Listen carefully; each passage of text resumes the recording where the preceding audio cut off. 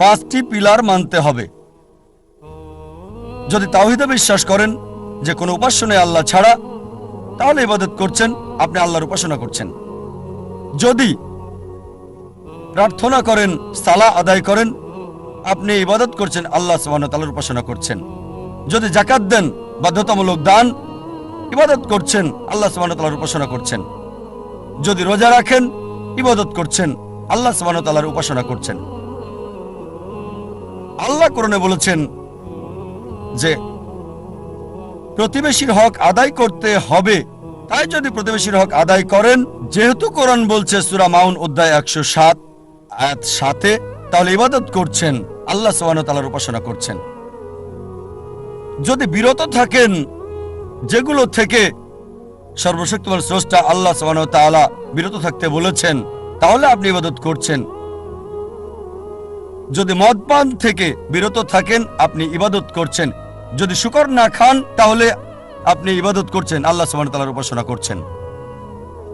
যদি বিরত থাকেন চুরি করা থেকে, ধোঁকা দেওয়া থেকে, মিথ্যে বলা থেকে, আপনি ইবাদত করছেন, আল্লাহ সুবহানাহু ওয়া তাআলার উপাসনা করছেন। সংক্ষেপে, আল্লাহ সুবহানাহু ওয়া তাআলার নির্দেশ মান্য করলে, নিজের ইচ্ছাকে আল্লাহর কাছে সমর্পণ করলে আপনি ইবাদত করছেন, আপনি আল্লাহ সুবহানাহু ওয়া তাআলার উপাসনা করছেন। আর মানুষের প্রতিটি কাজই ইবাদত বললে গণ্য হবে যদি দুটি শর্ত মানেন। এক নম্বর হচ্ছে, কাজটি করা হবে কেবলমাত্র আমাদের স্রষ্টা আল্লাহ সুবহানাহু ওয়া তাআলার সন্তুষ্টির জন্য। 2 নম্বর হচ্ছে, কাজটি করা হবে সুন্নাহ অনুসারে, সর্বশেষ এবং চূড়ান্ত নবী মুহাম্মদ সাল্লাল্লাহু আলাইহি সাল্লাম যেভাবে করেছেন। যদি আপনার কাজে এই দুটো বিষয় থাকে, প্রতিটি কাজই ইবাদতের অন্তর্ভুক্ত হয়ে যাবে, প্রার্থনা বলে গণ্য হবে। যখন কোনো যন্ত্র কিনেন, সেই যন্ত্রের সাথে একটা নির্দেশিকা বই দেওয়া হয়। যদি আপনি মানুষকে মেশিন বলে ধরেন, তাহলে একমত হবেন যে মানুষ হচ্ছে সবচেয়ে জটিল মেশিন এই পৃথিবীর বুকে। আপনার কি মনে হয় না এই মানুষের জন্য এই মেশিনের নির্দেশিকা বই দরকার আছে? মানুষের জন্য সর্বশেষ এবং চূড়ান্ত নির্দেশিকা বই হচ্ছে পবিত্র কোরআন। পবিত্র কোরআন আল্লাহ সুবহানাহু ওয়া তাআলার সর্বশেষ এবং চূড়ান্ত নির্দেশ, যা সর্বশেষ ও চূড়ান্ত নবী মুহাম্মদ সাল্লাল্লাহু আলাইহি ওয়াসাল্লামকে দেওয়া হয়েছে। সর্বশেষ ও চূড়ান্ত নির্দেশিকা মানব জাতির জন্য। কোনটা করবে আর করবে না, কিভাবে একজন মানুষ জীবনযাপন করবে, তা দেওয়া আছে এই নির্দেশিকা বই পবিত্র কোরআনে।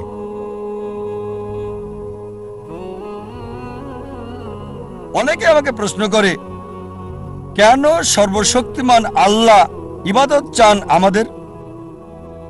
আমাদের ইবাদত কি তার প্রয়োজন? কেন চান আমরা তার প্রশংসা করি? আল্লাহু আকবার, আল্লাহ মহান, সর্বশক্তিমান, আল্লাহ কি প্রশংসার প্রয়োজন? আল্লাহ উত্তর দিচ্ছেন পবিত্র কোরআনে, সূরা ফাতির অধ্যায় 35 আয়াত 15, হে মানুষ, তোমরাই আল্লাহর মুখাপেক্ষী, আর আল্লাহ সকল অভাব মুক্ত, সকল প্রশংসা তার। কোরআন বলছে সূরা ফাতিরে অধ্যায় 35 আয়াত 15, হে মানুষ, তোমরাই আল্লাহর সাহায্য প্রার্থী, আল্লাহ সকল অভাব মুক্ত, প্রশংসা কেবল তারই। আমাদেরকে আল্লাহ সুবহানাহু ওয়া তাআলা ইবাদত করতে বলেন, তার প্রশংসা করতে বলেন, তার ভালোর জন্য নয়, আমাদের ভালোর জন্য।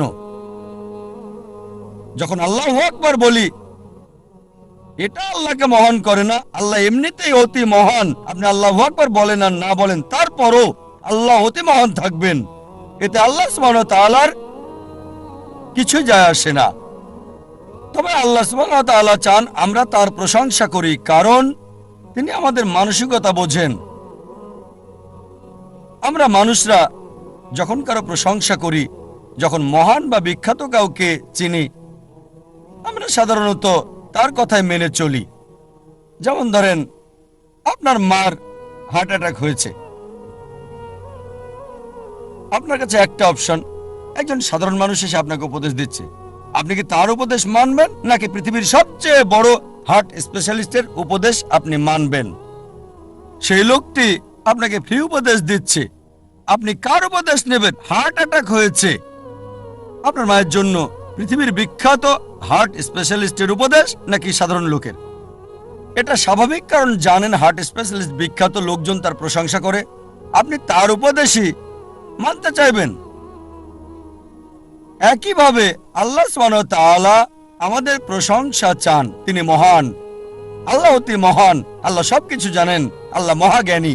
তাই যখন আমরা বলি যে তিনি হচ্ছেন মহাজ্ঞানী, আর যখন তিনি আমাদেরকে উপদেশ দেন আমরা অনুসরণ করতে চাই। যদি না মানেন তিনি মহাজ্ঞানী, মহাপ্রজ্ঞাশীল, তাহলে তার উপদেশ মানার সম্ভাবনা কম। তাই আল্লাহ সুবহানাহু ওয়া তাআলা আমাদের ইবাদত চান, প্রশংসা চান, তার উপকারের জন্য নয়, এটা আমাদের উপকারের জন্য।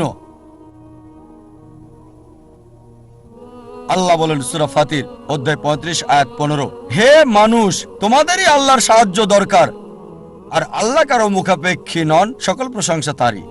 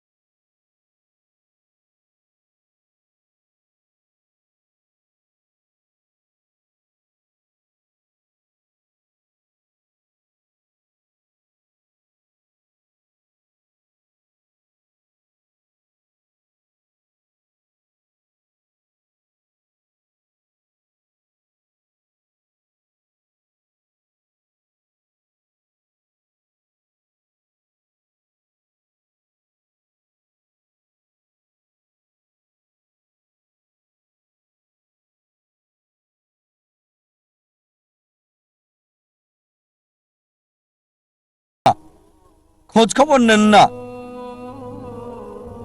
এমনকি দেখাও করেন না। অবশ্যই এমন সন্তানকে বলবেন অবিবেচক, অকৃতজ্ঞ, এরা নিষ্ঠুর।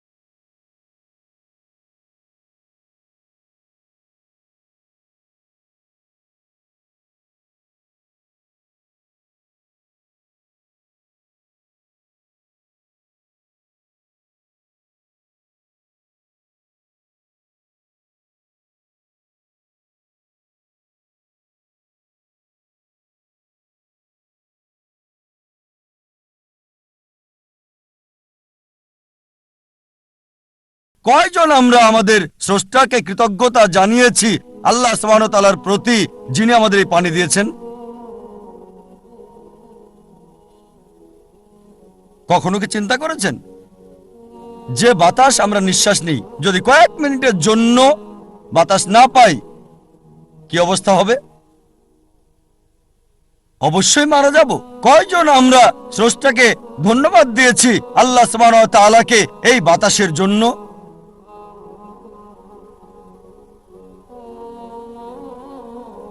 আল্লাহ বলেন কোরআনে, সূরা ইব্রাহিম অধ্যায় 14 আয়াত 34, যদি তুমি গণনা করো এই নিয়ামত আল্লাহ তাআলার, গুণে শেষ করতে পারবে না।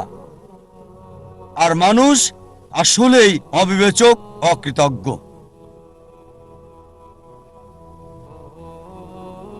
আল্লাহ কোরআনে বলেন সূরা আদিয়াত অধ্যায় 100 আয়াত 6, ইন্নাল ইনসানা লিরাব্বিহি লাকানুদ। বস্তুত মানুষ তার প্রতিপালকের প্রতি বড়ই অকৃতজ্ঞ। আল্লাহ অনেক জায়গায় বলেছেন যে বস্তুত মানুষ তার রবের প্রতি অকৃতজ্ঞ। আল্লাহ সুবহানাহু ওয়া তাআলা আমাদের প্রশংসা আর উপাসনা চান তার নিজের জন্য নয়, আমাদের কল্যাণের জন্যই, মানুষের কল্যাণের জন্য। চিন্তা করেন, যখন আল্লাহ সুবহানাহু ওয়া তাআলা দেখেন যে আপনি তার উপদেশ মানছেন, এটা সৃষ্টির কল্যাণ করছে, তিনি খুশি হন। যেমন ধরেন, একজন ডাক্তার ফ্রি চিকিৎসা দিচ্ছেন, তিনি ফ্রি উপদেশ দিচ্ছেন গরিব রোগীদের।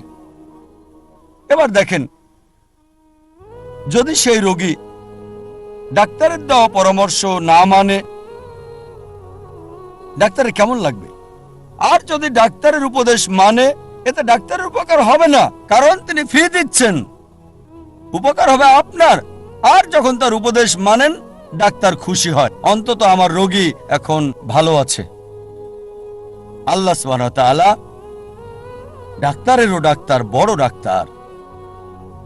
বলা হয়েছে হুয়া শাফি, তিনি সুস্থ করেন।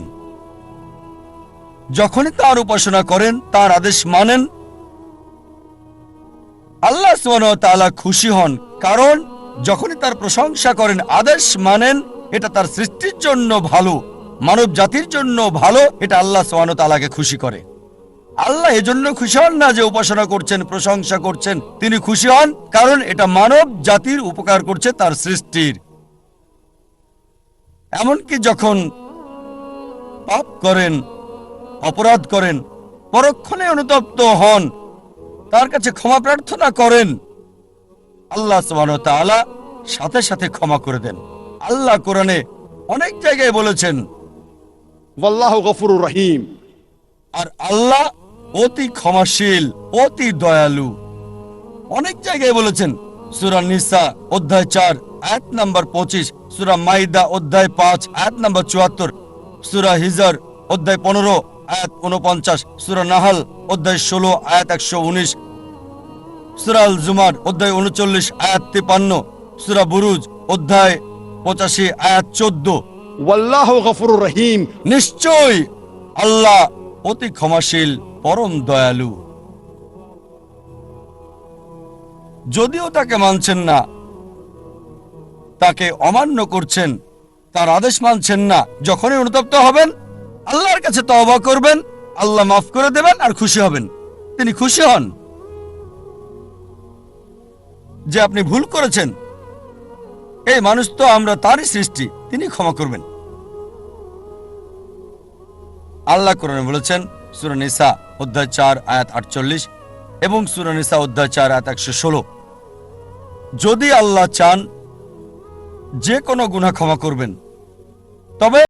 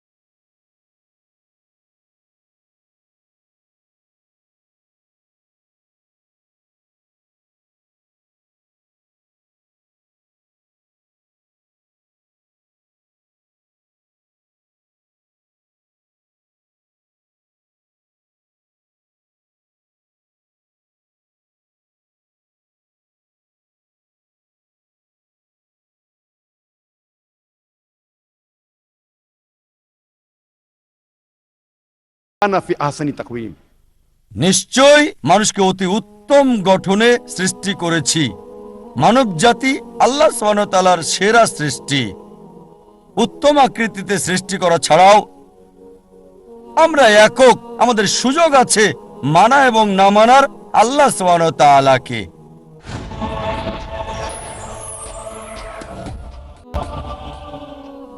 ইচ্ছার স্বাধীনতা দেওয়ার পর যদি আপনি আল্লাহ সুবহানাহু ওয়া তাআলার নির্দেশ মানেন, আপনি ফেরেশতাদের চেয়েও উত্তম।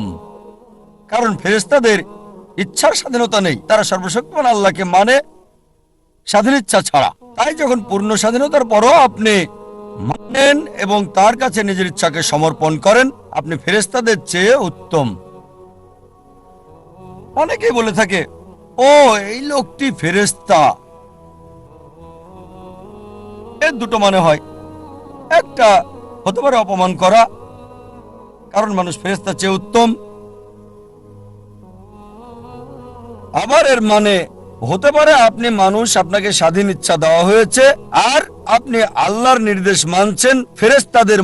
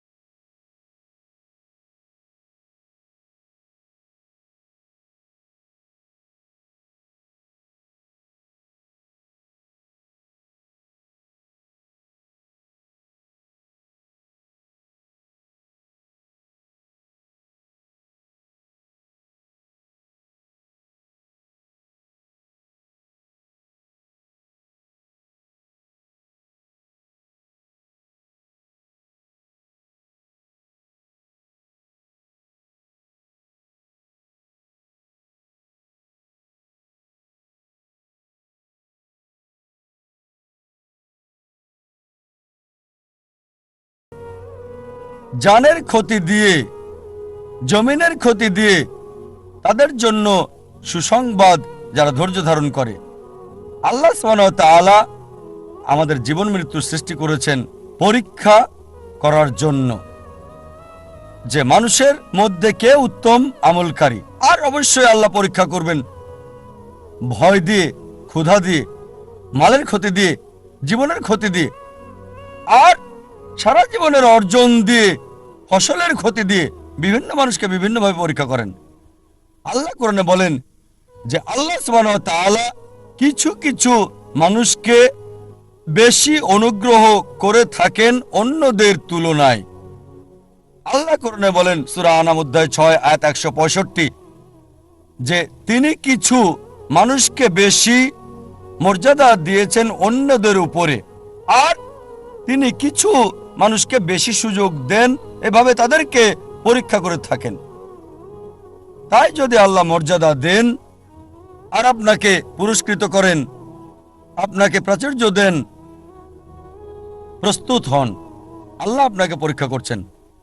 আল্লাহ কোরআনে বলেন সূরা আনফাল অধ্যায় ৮ আয়াত ২৮ যে তোমাদের সম্পদ, তোমাদের সন্তান তোমাদের জন্য পরীক্ষা। যে সম্পদ আল্লাহ আপনাকে দিয়েছেন, যে সন্তান আল্লাহ আপনাকে পরীক্ষা করছেন সেগুলো দিয়ে। আল্লাহ বলেন সূরা মুনাফিকুন অধ্যায় ৬৩ আয়াত নম্বর ৯ তোমার সম্পদ আর সন্তান যেন তোমাকে ভুলিয়ে না দেয় সৃষ্টিকর্তা আল্লাহ সুবহানাহু ওয়া তাআলার কথা। আল্লাহ কোরআনে বলেন সূরা আনকাবুত অধ্যায় ২৯ আয়াত ২ যে মনে করো না মুখে বললেই হবে আমি বিশ্বাস করি আর আল্লাহ পরীক্ষা করবেন না। শুধু মুখে বললে আমি মুসলিম, আমি বিশ্বাসী, আমি মুমিন, আল্লাহ বলছেন কোরআনে মনে করো না যে আল্লাহ তোমাকে পরীক্ষা করবেন না। আল্লাহ অবশ্যই পরীক্ষা করবেন, আর যদি পরীক্ষায় পাশ করেন আপনি জান্নাতে যাবেন। শুধু মুখে বললে আমি মুসলিম, আমি মুহাম্মদ, আমি জাকির, আমি আব্দুল্লাহ জান্নাতে যেতে পারবেন না। আল্লাহ অবশ্যই পরীক্ষা করবেন। যদি পরীক্ষায় পাশ করেন ইনশাআল্লাহ জান্নাতে যাবেন। জান্নাতে যাওয়ার জন্য একজন মানুষের কি দরকার? জান্নাতে যাওয়ার মাপকাঠি কি? এই প্রশ্নের উত্তর দেওয়া হয়েছে সূরা আল আসর অধ্যায় ১০৩ আয়াত ১ থেকে ৩, যেখানে আল্লাহ বলেছেন ওয়াল আসর ইন্নাল ইনসানা লাফি খুসর ইল্লাল্লাযিনা আমানু ওয়া আমিলুস সলিহাতি ওয়া তাওয়াসাউ বিল হাক্কি ওয়া তাওয়াসাউ বিস সাবর। সময়ের কসম, নিশ্চয়ই মানুষ ক্ষতির মধ্যে আছে, তারা ব্যতীত যারা ঈমান আনে, সৎকর্ম করে, মানুষকে সত্যের দিকে আহ্বান করে, ধৈর্য এবং সবরের উপদেশ দিয়ে থাকে। একজন মানুষকে তিনটি অর্জনের জন্য চারটে কাজ করতে হবে। তিনটি কাজ হচ্ছে, প্রথম কাজ আল্লাহর সন্তুষ্টি। আল্লাহর সন্তুষ্টির মাধ্যমে পৃথিবীতে শান্তি এবং আখিরাতে জান্নাত অর্জন। এই তিনটির জন্য চারটি কাজ করতে হবে। প্রথম কাজটা পূর্ণ ঈমান থাকা, দ্বিতীয় কাজ হচ্ছে পুণ্য বা সৎকর্ম, তৃতীয় কাজ হচ্ছে দাওয়া, সত্যের দিকে মানুষকে আহ্বান করা, আর চতুর্থ কাজ হবে ধৈর্য এবং সবর, মানুষকে ধৈর্য আর সবরের কথা বলা। যে কোনো মানুষকে আল্লাহর সন্তুষ্টি অর্জন করতে হলে, দুনিয়াতে কল্যাণ চাইলে এবং বেহেশতে যেতে চাইলে তার ঈমান থাকতে হবে, খাঁটি ঈমান। তার থাকতে হবে আমালে সালিহাত, সৎকর্ম, খোদাভীরুতা থাকতে হবে, ওয়া তাওয়াসাবিল হক করতে হবে, ওয়া তাওয়াসাবিল হক মানুষকে সত্যের দিকে ডাকা মানে সত্য প্রচার, আর ওয়া তাওয়াসাবিস সাবর মানুষকে ধৈর্য আর সবরের দিকে আহ্বান করবে। এই তিনটি পাওয়ার জন্য আপনাকে চারটি মানতে হবে। আরেকটা হাদিস নবী মুহাম্মদ সাল্লাল্লাহু আলাইহি ওয়াসাল্লামের, এটা আছে সুনান তিরমিজি ভলিউম 4 অধ্যায় 60 হাদিস নম্বর 2517। আনাস ইবনে মালিক রাদিয়াল্লাহু আনহু তিনি বলেছেন, একবার এক লোক নবীজিকে জিজ্ঞেস করলো, আমি কি আমার উটটাকে বেঁধে রাখবো নাকি আল্লাহর উপর ভরসা করে ওটাকে আমি ছেড়ে দেব? উট ছেড়ে দেব আর আল্লাহর উপর ভরসা করব? নবীজি বললেন, বেঁধে রাখো, বেঁধে রেখে আল্লাহর উপর ভরসা করো। তার মানে এই না যে আপনি উটটাকে দেবেন ছেড়ে আর বলবেন আল্লাহর উপর বিশ্বাস আছে, তাওয়াক্কালতু আলাল্লাহ, আল্লাহর উপর ভরসা। দরজা খোলা রেখে চলে যেতে পারেন না, আর বলতে পারেন না যে আল্লাহর উপর ভরসা, চোর ডাকাত আসবে না। দরজা বন্ধ রেখে আল্লাহর উপর ভরসা রাখতে হবে। আল্লাহর উপর ভরসা করা জরুরি, আল্লাহর সমস্ত নির্দেশাবলী মানাও জরুরি। আর সফলতার জন্য আল্লাহর উপর ভরসা খুবই জরুরি। আল্লাহ কোরআনে বলেন সূরা আল ইমরান অধ্যায় 3 আয়াত 160,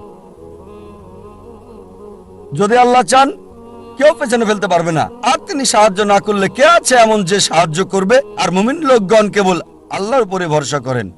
আল্লাহ বলেন সূরা আনকাবুত অধ্যায় নম্বর 29 আয়াত নম্বর 69 যে যদি চেষ্টার সংগ্রাম করো আল্লাহ সুবহানাহু ওয়া তাআলার পথে তিনি পথ খুলে দেবেন।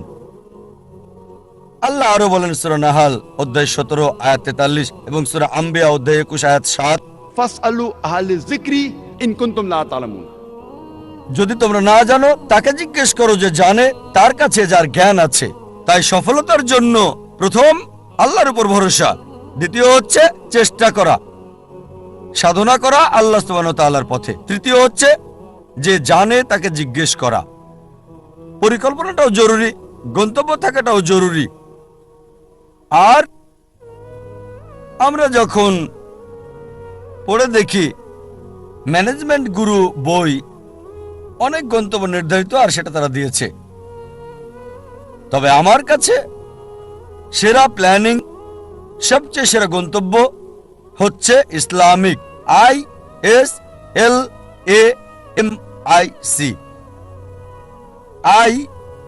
এটা দিয়ে ইসলামিক আপনার গন্তব্য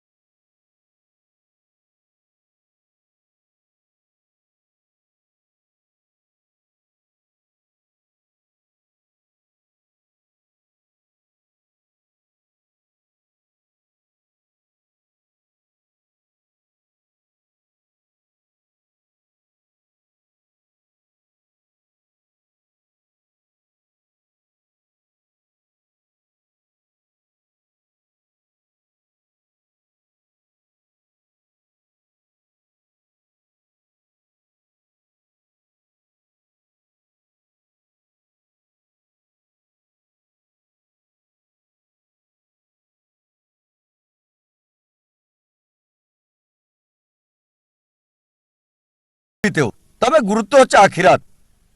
আল্লাহ কোরআনে বলেন সূরা বাকারা অধ্যায় 2 আয়াত 201 রব্বানা আতিনা ফিদ দুনিয়া হাসনাতাও ওয়া ফিল আখিরাতি হাসনাতাও ওয়া কিনা আযাবান নার। হে আল্লাহ আমাদের কল্যাণ দাও দুনিয়া এবং আখিরাতের, আর দোজখের আগুন থেকে রক্ষা করো। সুতরাং লাভজনক হতে হবে, উপকার থাকতে হবে, প্রথমত পরকালের, তারপর এই দুনিয়া। তবে বেশি গুরুত্ব হচ্ছে আখিরাতের, তারপর দুনিয়ার। এমন যেন না হয় যে দুনিয়ার লাভ আখিরাতের লাভকে নষ্ট করে দেবে। চতুর্থ হচ্ছে এ দিয়ে তীক্ষ্ণ বোঝাবে, যথাযথ হতে হবে, সঠিক হতে হবে, লক্ষ্য সুতীক্ষ্ণ যথাযথ হবে। এম হচ্ছে পরিমাপ, লক্ষ্যটা পরিমাপযোগ্য হতে হবে, পরিমাপযোগ্য হতে হবে, নির্দিষ্ট হতে হবে। নির্দিষ্ট হওয়ার পর এর একটা সীমা থাকতে হবে। যেমন ধরেন একজন নির্মাতা বলল আমি পৃথিবীর সবচেয়ে উঁচু দালান তৈরি করতে চাই, লক্ষ্য নির্দিষ্ট, তবে সীমা নির্ধারণের জন্য সে জরিপ চালাবে পৃথিবীর সবচেয়ে উঁচু দালান কোনটি। আর সে জানলো বুর্জ আল খলিফা, এর উচ্চতা 828 মিটার নির্দিষ্ট।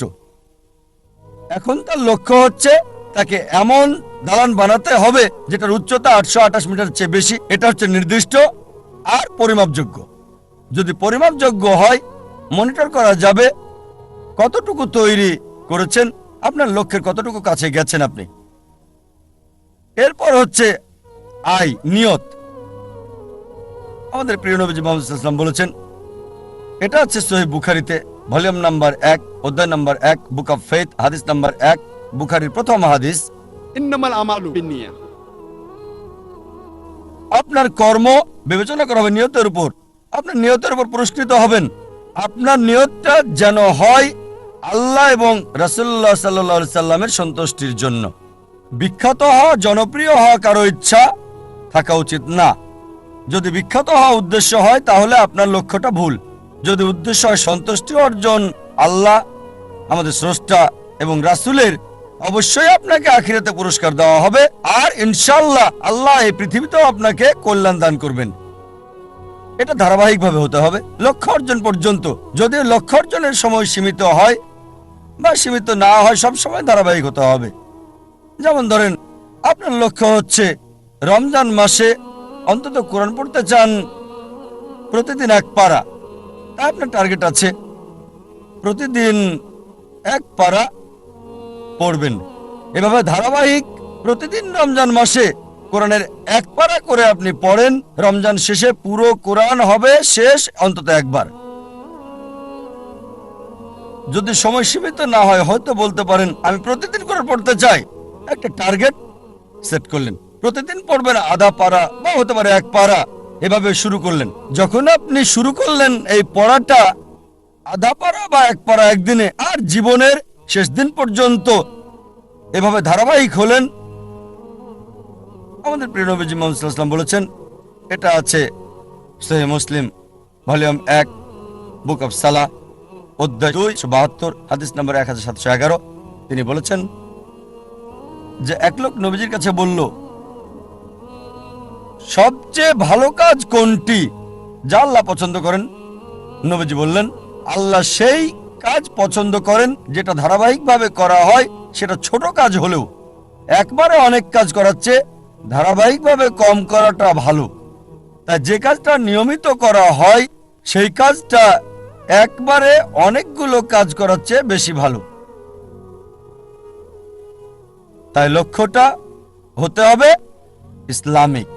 প্রথমটা ইসলামিক, দ্বিতীয়টা সুনির্দিষ্ট প্রাসঙ্গিক, তৃতীয় লাভজনক কল্যাণকর, চতুর্থ তীক্ষ্ণ যথাযথ, পঞ্চম পরিমাপযোগ্য যা মনিটর করা যাবে, ষষ্ঠ হচ্ছে নিয়ত আল্লাহর সন্তুষ্টির জন্য হতে হবে, সপ্তম ধারাবাহিক হতে হবে। আরেকটা উদাহরণ দিচ্ছি। আমরা অনেকে উইলমা রুডলফের ইতিহাস জানি। উইলমা রুডলফ একজন মেয়ে যে শৈশব থেকেই ভয়ানক রোগ পোলিওতে আক্রান্ত ছিল, আর ডাক্তার তার পায়ে ব্রেস লাগিয়ে রাখত। ডাক্তার বলল, এই মেয়ে কখনোই হাঁটতে পারবে না। তার মা তাকে উৎসাহ দিত আর বলতো, উইলমা তুমি যা করতে চাও তাই তুমি করতে পারো। এভাবে মা মেয়েকে উৎসাহ দিত। উইলমার বয়স যখন 9, তখন পায়ের ব্রেস খুলে ফেলে সে পৃথিবীর দ্রুততম মানবী হতে চায়। এটা ছিল তার ইচ্ছা, ছিল তার লক্ষ্য। 9 বছর বয়সে ব্রেস খুলে ফেলার পর 13 বছর বয়সে জীবনের প্রথমবারের মতো দৌড়ে অংশগ্রহণ করল সে, এবং পরাজিত, সবার শেষ অবস্থান। তবে তারপরও সে ধারাবাহিক চেষ্টা চালিয়ে যাচ্ছে, হেরে যাচ্ছে, আবার চেষ্টা করছে। একসময় অলিম্পিকে খেলার যোগ্যতা সে অর্জন করেছে। এটা বাস্তব গল্প, কোনো বানানো গল্প না, মনোরঞ্জনের গল্প না। যখন অলিম্পিকে খেলতে আসলো 1960 সালের অলিম্পিকে মহিলাদের 100 মিটার দৌড়ে সে প্রথম হয়েছিল, স্বর্ণপদক পেল। 200 মিটার দৌড়েও মহিলাদের মধ্যে স্বর্ণপদক পেল। সে 400 মিটার দৌড়েও স্বর্ণপদকটা জয় করে নিল। 100 গুণ 4। মহিলাদের মধ্যে 1960 সালের অলিম্পিকে সে 3টি সোনা জিতেছিল এবং ইতিহাস রচনা করেছিল। একজন প্যারালাইজড, একজন অচল মহিলা, পোলিও আক্রান্ত, সে পৃথিবীর দ্রুততম মানবী হল 1960 সালের জন্য। আমরা দেখলাম যে উইলমা লক্ষ্য স্থির করেছে। আর যদি ম্যানেজমেন্ট গ্রুপ বই পড়েন, এই বিষয়গুলো তাতে আছে। স্মার্ট গোল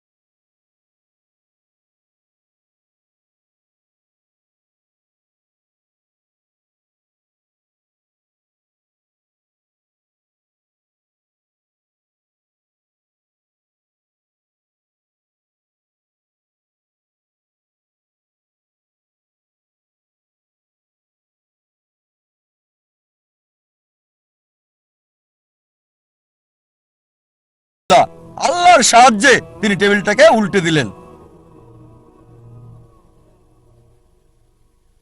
চিন্তা করেন, একজন মানুষ সামান্য পুঁজি নিয়ে স্কুলও পাশ করেননি, গ্রাজুয়েশন তো দূরের কথা, চ্যালেঞ্জ করেছেন খ্রিস্টান সম্প্রদায়ের প্রধান নেতাদেরকে। তারপর থেকে তিনি সবচেয়ে বড় বাধা বিশ্ব খ্রিস্টান নেতাদের জন্য, খ্রিস্টান মিশনারিদের জন্য। একা একজন মানুষ শেখ আহমেদ দিদাত আল্লাহ সুবহানাহু ওয়া তাআলার সাহায্যে সমগ্র খ্রিস্টানদের চ্যালেঞ্জ করেছেন।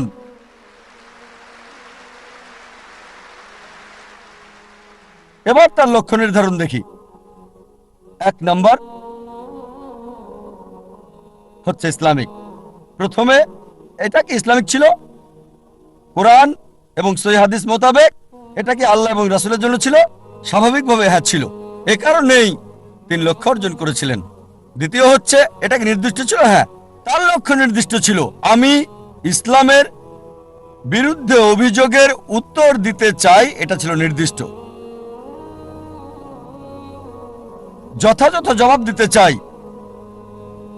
অমুসলিমদের মন থেকে ইসলাম সম্পর্কে ভুল ধারণাটা সরাতে চাই আমি। তৃতীয় বিষয় হচ্ছে, এটা কি লাভজনক ছিল, কল্যাণকর ছিল? তিনি আখিরাতের লাভ চেয়েছেন, আর ইনশাল্লাহ ইনশাল্লাহ আল্লাহ তাকে জান্নাত দেবেন ইনশাল্লাহ। কিন্তু আখিরাতের কল্যাণের পাশাপাশি দুনিয়াতেও সম্মান পেয়েছেন। দেখেন, 6ষ্ঠ শ্রেণী পাস একজন মানুষ 1986 সালে মুসলিম বিশ্বের নোবেল পেলেন মানবতার সেবায়। বাদশাহ ফয়সাল পুরস্কার তাকে দেওয়া হয়েছিল। 6ষ্ঠ শ্রেণী পাস লোক, তিনি পুরস্কারের জন্য করেননি, হয়তো পেয়েছেন $200 সেজন্য করেননি, পুরস্কারটা ছিল হয়তো স্বর্ণ সেজন্য করেননি। তিনি করেছেন আল্লাহ এবং রাসূলের জন্য। আল্লাহ আখিরাতে পুরস্কার দেবেন, এই দুনিয়াতেও লাভজনক। তারপর এটা কি তীক্ষ্ণ ছিল, যথাযথ ছিল? খুবই তীক্ষ্ণ, যথাযথ সময়ে তার কৌশল সবকিছু যথাযথ ছিল। যখন খ্রিস্টান মিশনারিরা মুসলিমদের বদনাম করত, আমাদের অবস্থান ছিল যখন একেবারে নিচে। এই মানুষ শেখ আহমেদ দিদাত হাজার হাজার তরুণকে অনুপ্রাণিত করেছিলেন, এবং আমাকেও। অন্তত আমরা মাথা উঁচু করে দাঁড়াতে পারি ভালোভাবে। তারপর এটা কি পরিমাপযোগ্য? হ্যাঁ। তিনি কি করলেন? খ্রিস্টান মিশনারিদের লেখা বইগুলো সংগ্রহ করলেন, যেগুলো ছিল ইসলামের বিরুদ্ধে লেখা, যেমন জন গিলক্রিস্ট, এইসব বই, জেমস সোগার্ট, আর সেগুলো উত্তর দিলেন। যখন তারা কোরআন এবং ইসলামকে আক্রমণ করত, তিনি জবাব দিতেন তাদের বাইবেল থেকে। কোরআনের আয়াতগুলো সেগুলোর উপরে প্রয়োগ করতেন আর ফলাফল পেতেন পরিমাপযোগ্য। এরপর তার নিয়ত কি ছিল? বিখ্যাত হওয়া নিয়ত ছিল না, বাদশাহ ফয়সাল পুরস্কার পাওয়াটা উদ্দেশ্য ছিল না। নিয়ত ছিল আল্লাহ এবং তার রাসূলের সন্তুষ্টি অর্জন। তারপর ধারাবাহিকতা ছিল? হ্যাঁ ছিল। চিন্তা করেন, তিনি সংগ্রাম করেছেন 40 বছর। তার ইতিহাস পড়লে দেখবেন তার অফিসটা ছিল ছোট্ট একটা ঘর, আর আমাদেরকে বলেছেন সাদা কালো 1000 পাম্পলেট ছাপানোর আগে তাদের মিটিং করতে হতো। চলো মিটিং করি, 1000 সাদা কালো পাম্পলেট আমরা ছাপাতে পারবো কিনা। মাশাআল্লাহ, ধারাবাহিক লক্ষ্যে পৌঁছার আগ পর্যন্ত সংগ্রাম করেছেন। উইলমা রুডলফ এবং শেখ আহমেদ দিদাতের মধ্যে যে পার্থক্য দেখি, তা হলো উইলমা রুডলফের দূরদর্শিতা ছিল না। এই পৃথিবীতে অনেক মূল্য, কিন্তু শেখ আহমেদ দিদাত ছিলেন দূরদর্শী, আর এটা ছিল আখিরাতের জন্য। ইনশাল্লাহ আল্লাহ তাকে পুরস্কার দেবেন আখিরাতে, দুনিয়াতেও তাকে পুরস্কার দিয়েছিলেন।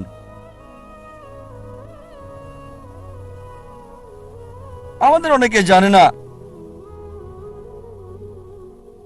জীবনের উদ্দেশ্যটা কি। বেশিরভাগই 1 নম্বর উদ্দেশ্যটা হচ্ছে কিভাবে উপার্জন করবে। অধিকাংশ লোককে জিজ্ঞেস করবেন, তাদের সঙ্গে কথা বলে দেখবেন 1 নাম্বার চেষ্টা হচ্ছে জীবিকার ব্যবস্থা করা। তারা জীবিকার ব্যাপারে বেশি সচেষ্ট, কিভাবে জীবন চালাবে। তাদের উপার্জনের উপর ভিত্তি করে জীবন ধারণ করে থাকে। তারা কি খাবে, কি পরবে, কোথায় বাস করবে, কোন স্কুলে পড়াশোনা করবে, কোন স্নাতক ডিগ্রি নেবে, সবকিছু উপার্জনকে ঘিরেই হচ্ছে। আর এরা চিন্তা করে যে যদি বেশি টাকা উপার্জন করতে পারে তাহলে জীবনের লক্ষ্য অর্জন করে ফেলেছে। যেমন আমি যথাযথ হওয়ার উদাহরণ দিলাম। আমাদের অধিকাংশই কি করি, পাখির চোখ নিশানা না করে কি করি, আমরা শূন্যে গুলি করে দিই আর চারপাশের বিষয়গুলো টেনে আনি নিশানা ছাড়াই গুলি করে দেই। কোনো একটা বিষয়ে গ্র্যাজুয়েশন করি, তারপর যখন বলা হয় কেন এই কোর্স নিয়েছো তুমি, ও আমি তো ভাবিনি। তারপর বিশেষত্ব খোঁজে, আরো বেশি বিশেষত্ব খোঁজে, তারপর চেষ্টা করে যাচাই করে কেন এই কোর্স নিয়েছে। দেখবেন লোকে প্রথমে চিন্তা করে কত উপার্জন করবে, আর উপার্জনের ভিত্তিতে সে সিদ্ধান্ত নেয় কিভাবে তাদের জীবন যাপন করবে। এটা শূন্যে গুলি ছোঁড়ার মতো আর পাখির চোখে নিশানা করার চিন্তা করা। প্রথমে দেখতে হবে আমাদের কেন্দ্র কোনটা, কোনটাকে ভিত্তি করে আমাদের জীবন আবর্তিত হচ্ছে। বিভিন্ন মানুষের ভিন্ন ভিন্ন কেন্দ্র রয়েছে। কিছু লোক তারা আত্মকেন্দ্রিক, সবকিছুতে নিজেদের কথা ভাবে, পৃথিবীর অন্য মানুষকে নিয়ে কোনো মাথা ব্যথা নেই, নিজেদের নিয়ে তারা ব্যস্ত থাকে। কিভাবে জীবনযাপন করবে অন্যদের নিয়ে চিন্তা করার সময় নেই, তারা আত্মকেন্দ্রিক। কিছু লোক পরিবার কেন্দ্রিক, তাদের সারা জীবন পরিবারকে ঘিরেই কেটে যায়। তারা যে কোনো নিয়ম ভাঙতে বা গড়তে প্রস্তুত, হোক সেটা সঠিক কিংবা ভুল, পরিবারকে সুখী করতে। তাদের মূল উদ্দেশ্যটা হচ্ছে পরিবারকে খুশি করা। কেউ হয়তো পিতামাতা কেন্দ্রিক, কিছু হয়তো পরিবার কেন্দ্রিক, স্ত্রী কেন্দ্রিক বা স্বামী কেন্দ্রিক, কেউ হয়তো সন্তান কেন্দ্রিক।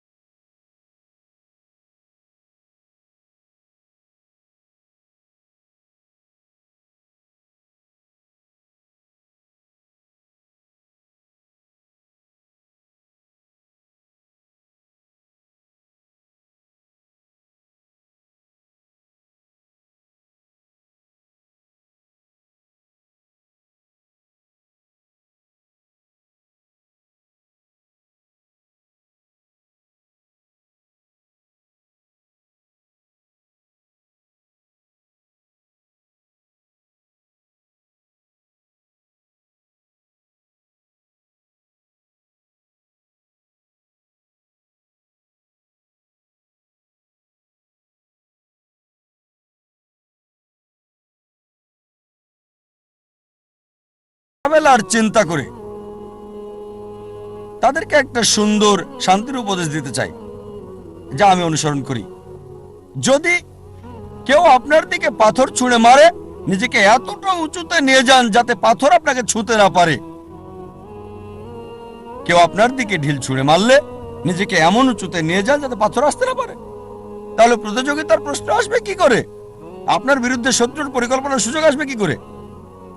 আরেকটা উপদেশ, যদি কেউ ইট ছুঁড়ে মারে আপনার দিকে, এই ইট দিয়ে ঘর তৈরি করেন আপনি। স্কুলে শিখতাম মার্শাল আর্ট, কেরাতি, জুডো। যদি বড় কেউ আপনাকে ধাক্কা দেয়, কি করতে হবে? সাইড স্টেপ নিতে হবে, তার শক্তি কাজে লাগিয়ে তাকে ফেলতে হবে, তার শক্তির ব্যবহার। কেউ যখন আপনাকে ইট মারবে, সেই ইট দিয়ে ঘর তৈরি করেন। কিছু লোক সুনাম কেন্দ্রিক, তারা সুনাম চায়।